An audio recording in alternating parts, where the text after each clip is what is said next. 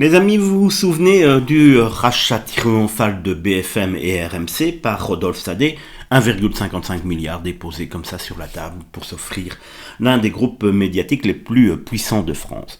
Moins de 2 ans plus tard, l'addition commence sérieusement à piquer. Selon les chiffres révélés par l'Informé et repris par plusieurs médias, la valeur comptable des titres RMC BFM serait tombée à 730 millions d'euros. Résultat, plus de quasiment 500 millions d'euros de dépréciation en seulement 18 mois, soit près de 40%. Attention, ce n'est pas une valise de billets qui a disparu, non.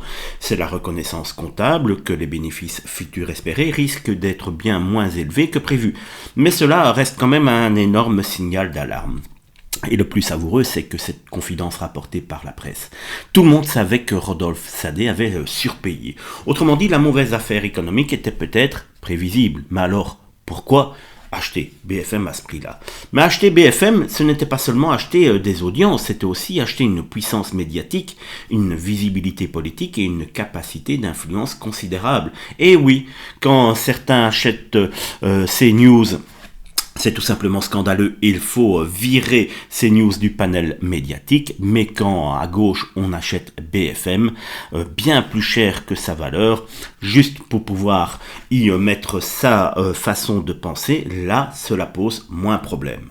Depuis le rachat, BFM a subi une véritable saignée. Environ 17% de ses journalistes ont utilisé la clause de cession pour quitter la chaîne, soit une cinquantaine de personnes rien que chez BFM TV.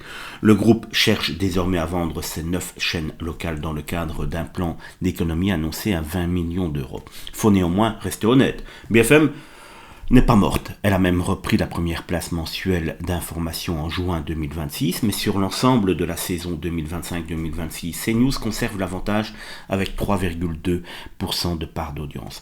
Voilà donc la réalité. Sadet n'a pas acheté une épave, mais il a probablement acheté beaucoup trop cher un média confronté à la concurrence de CNews, au recul du marché pub, au départ de nombreux journalistes et à un modèle local déficitaire.